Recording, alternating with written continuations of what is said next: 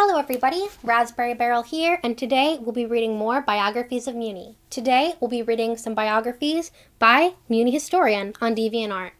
And we'll be reading the biography of Alexandra, the First Butterfly.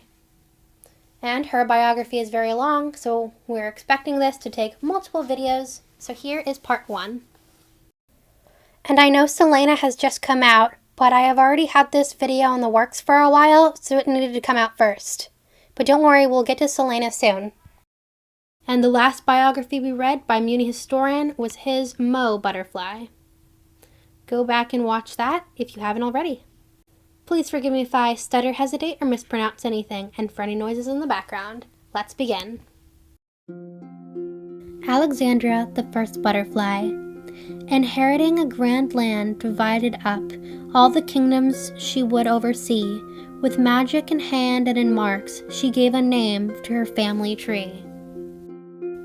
Alexandra, the First Butterfly, lived Thirk 78th, 1019 BS through Graven 17, 904 BS, was Queen 998 BS through 958 BS, married to Pines Mountains, children Selene Butterfly, Corvus Butterfly, Monarch, and Hecate Butterfly.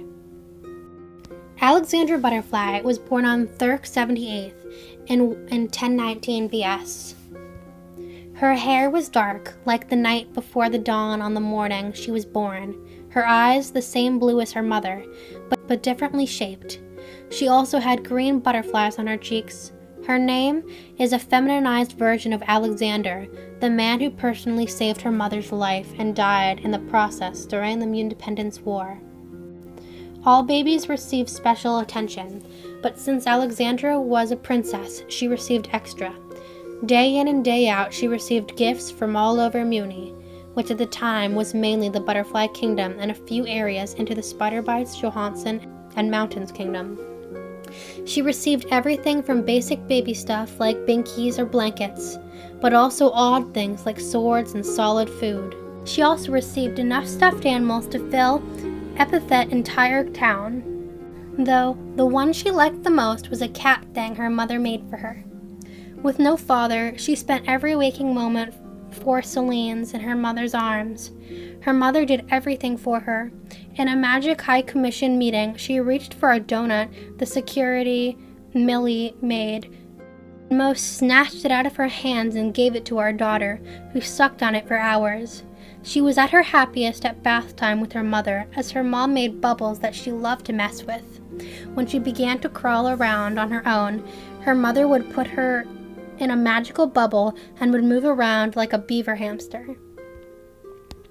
Alexandra's mom was a bit overprotective, a trait she herself would not inherit, but after the events when she was 6 Selenes, she was left with a sitter, Lana, who had a daughter of the same age, Leanne. The two would play together every day while their mothers were at work. When she learned to walk, her mother cushioned everything in her room in the tower, as Alexandra was very prone to hitting things unintentionally. When she began teething things, she got crazy, as she had the habit of jumping onto her mother's arms and would bite people. Once, Omnitraxus dangled his finger over her head, teasing her, and she bit down so hard he pulled her through his portal. Her first birthday in 1018 BS was the biggest event since the first Independence Day. Her and her mother were carried around Thamor, which was the crowdiest it had ever been, and people were nuts just to get a glimpse of the queen and her daughter. At the start of the following year in 1017 BS, her mother Mo decided to give her her own room, and Alexandra was scared to spend her first few nights alone, but grew accustomed to it thanks to the comfort of her stuffed animal she called Baby.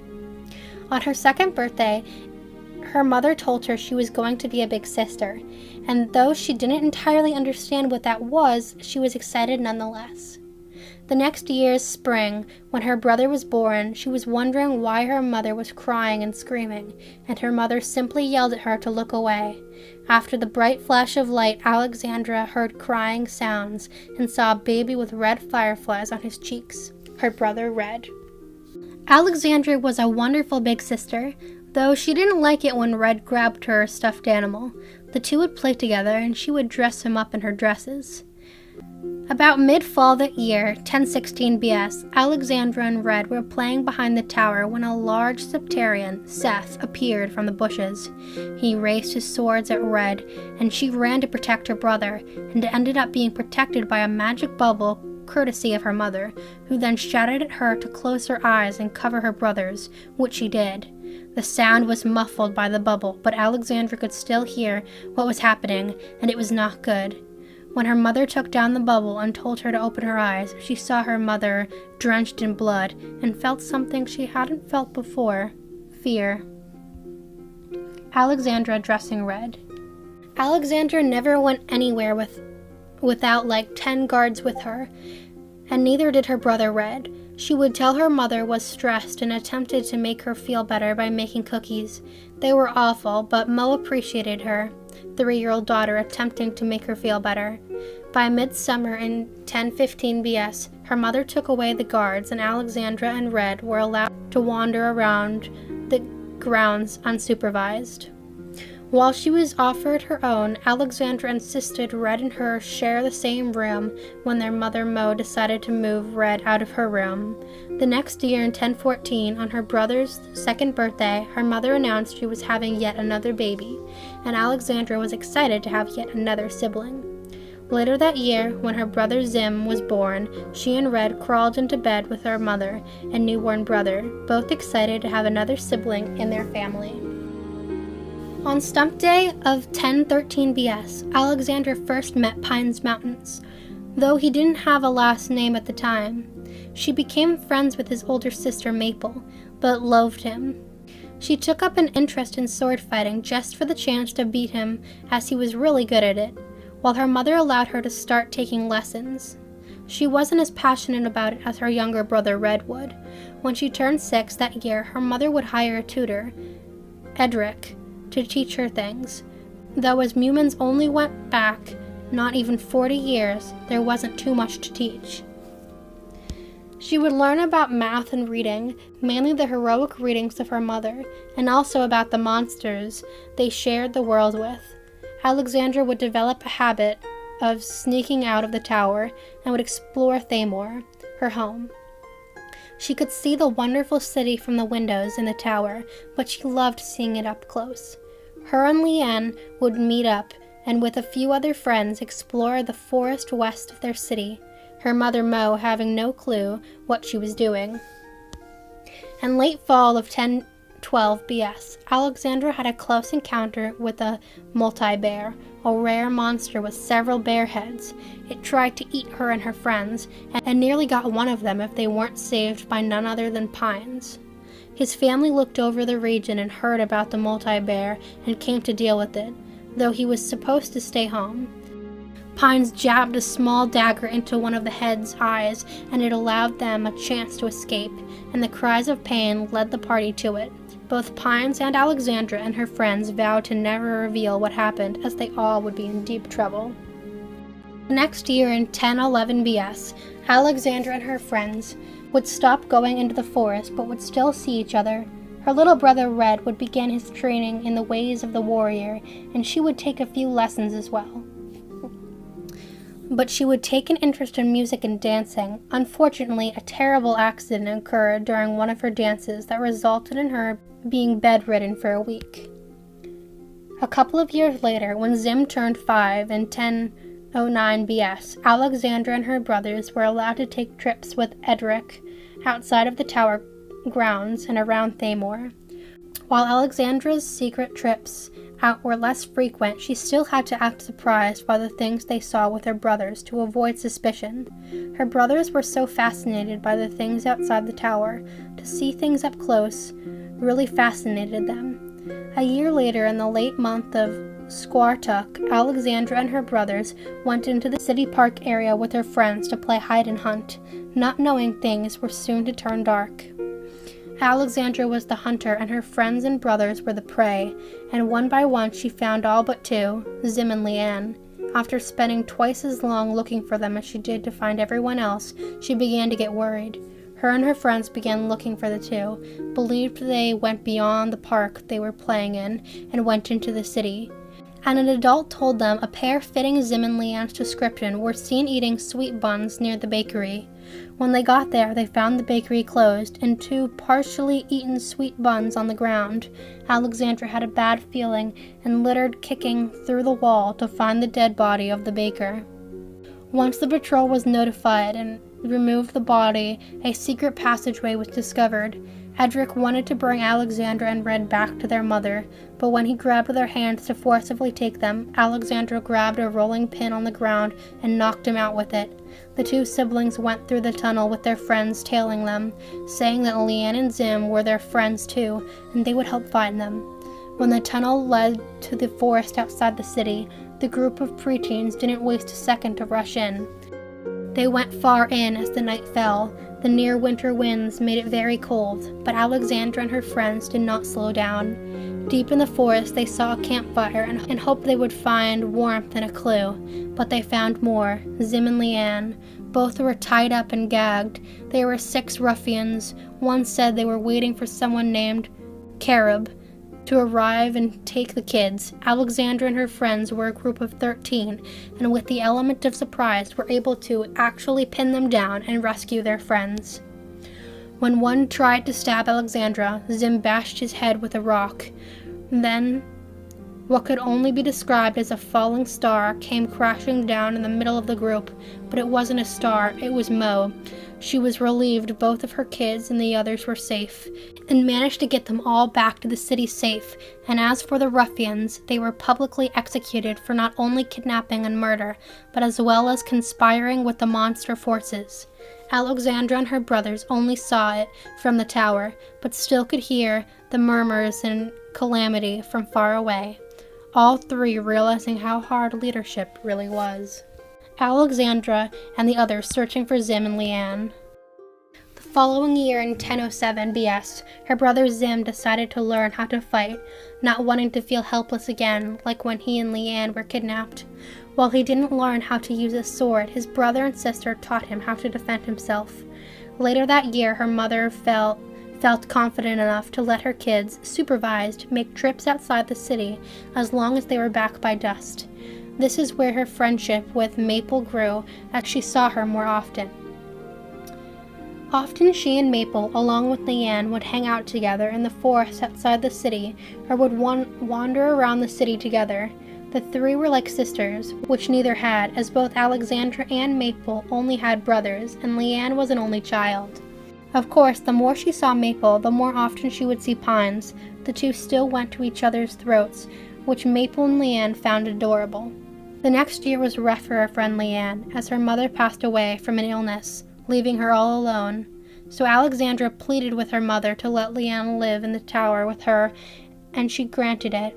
Till then, she had always shared a room with her brothers, but she was almost 13 and would need her own space separate from her brothers. But since the bedchamber was bigger than her old house, Leanne and Alexandra shared a bedchamber. Leanne would go on to become the first lady-in-waiting. During a feast in the fall of 1006 BS, with Mo's family and the other 7 leading families, things escalated between Alexandra and Pines. They both argued their family could outdo the other and decided to actually prove it in a competition. While Maple tried to get them to calm down, they both pushed her away simultaneously, saying, "Stay out of it." The kids in the other families were welcome to participate, and they did. The kids fashioned flags from extra clothing, and the game was whoever's family got their flag to the top of the hill nearby, the one with extreme climate shifts. By the time the parents found out what they were doing, the kids were already climbing up the hill. It was an extremely challenging game, what with the thunderstorm, the blizzards, and the lava. It wasn't easy, and it brought out a competitive side in everyone that wasn't normally seen. Even Zim got aggressive and put his training to good use. Even members of the same family got aggressive towards each other, like the sisters Jade and Lapis, or Maple's older brother.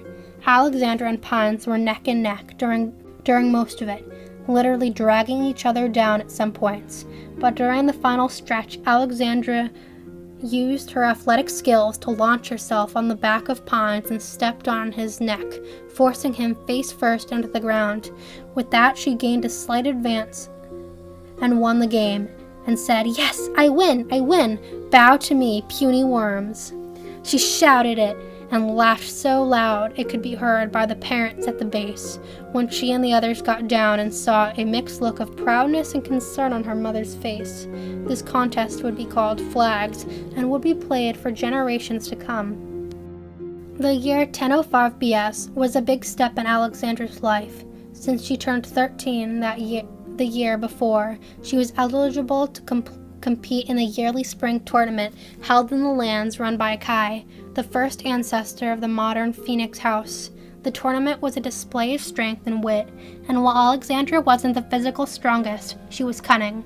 She made it to the quarterfinals, farther than any first-comers, but she lost to Kai's son Asher, who lost to Rush's oldest son Timber. On her birthday, her mother announced she would be passing the magic wand to her, the most powerful object in the known world, to a 14-year-old. While Alexandra was so excited she almost peed herself, there weren't many adults who thought that was wise, but Queen Mo reminded them she was roughly the same age when she got the wand, and her daughter was responsible enough to handle it. And that evening, her mother presented her with the wand, and Alexandra eagerly took it. What happened next shocked everyone. The wand glowed and changed. It turned into a large silver mirror with a green butterfly-shaped gem on the back. This change was shocking and exciting for everyone, and Alexandra thanked her mother for trusting her with the wand and promised to follow in her footsteps and be a responsible user. But while examining herself in the mirror, she accidentally blasted a hole in the wall and laughed nervously as she said, "Oops." Alexandra playing flags. Alexandra's wand was mostly silver. The back side of the glass was a lighter color. The top yellow butterfly was a flare topaz. The back gem was an emerald, a rare one that wouldn't be discovered on Mewni till after she passed the wand to Celine. The glass in the mirror wasn't actually glass, but a reflective quartz. Her wand ran on red quartz dust that was pasted by pulling down the handle and placed into the lower half. The mill horse was the same as her mother's, Cadence. Alexandra's crown was mainly bronze, a headband that came to 5 points above the front of her head. These points were tipped with white pearls. And that was part 1 of the biography of Alexandra the First Butterfly. And next, we'll be reading part 2. Thank you all for listening, and if you want to go ahead to see the rest, go to Mewni Historian's DeviantArt page. Thank you so much, Mewni Historian, for allowing us to read this. I hope you all enjoyed, and I'll see you next time. Goodbye!